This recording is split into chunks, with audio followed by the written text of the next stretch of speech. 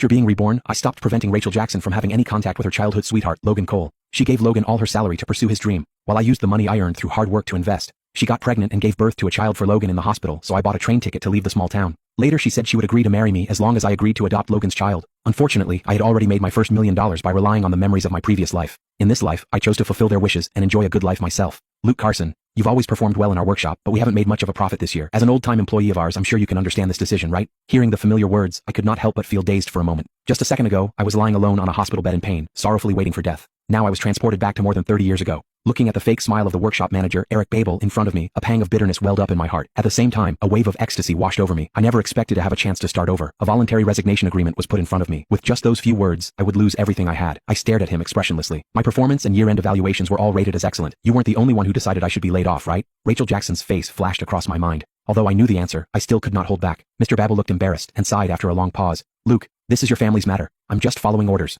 He did not explain explicitly, but I knew perfectly well it was Rachel's orders. She had always looked down on me, thinking I had a low level of education and had only gotten into the workshop because of my connections. On the other hand, she was one of the few college graduates in town and was beautiful. If it were not for the fact that my mother and her mother were childhood friends and had arranged our marriage when we were young, our lives would never have crossed paths. She loved her childhood sweetheart, Logan Cole, the high-achieving student who had returned from studying at a prestigious university. There had never been a place for me in her heart. With this in mind, I suddenly felt much more at ease. Meeting Mr. Babel's slightly nervous gaze, I smiled slightly. Okay, Mr. Babel, I'm willing to sign. Mr. Babel was stunned, seemingly not expecting me to accept so readily. After hesitating for a moment, he sighed. Luke, why don't you have a good talk with your fiancé? After all, you're quite capable at work. It's a waste to lose your job like this. I smiled and shook my head before looking out the window. No need. The world's so big. I want to see it. Mr. Babel's eyes were filled with more confusion, as if he could not understand. The workshops outside are nice, but ours isn't bad either. Things will get better. My smile widened. There was no point explaining it to him. His understanding was still confined to this small town. Little did he know that the current layoffs were just the tip of the iceberg compared to the national situation. Soon, this wave of layoffs would sweep the entire country. It would be too late to think about making a living by then. I decisively grabbed my personal belongings and my layoff notice, leaving the dormitory. Before I left, I saw the layoff list posted on the bulletin board.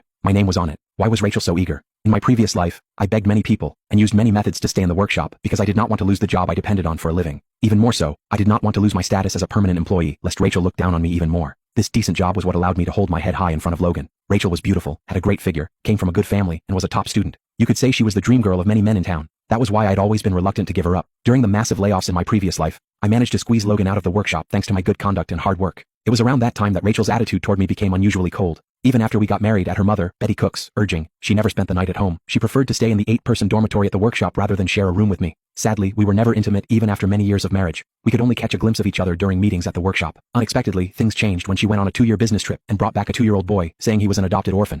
Since we did not have children of our own, I did not resist the child much. I treated the boy like my own child, pouring all my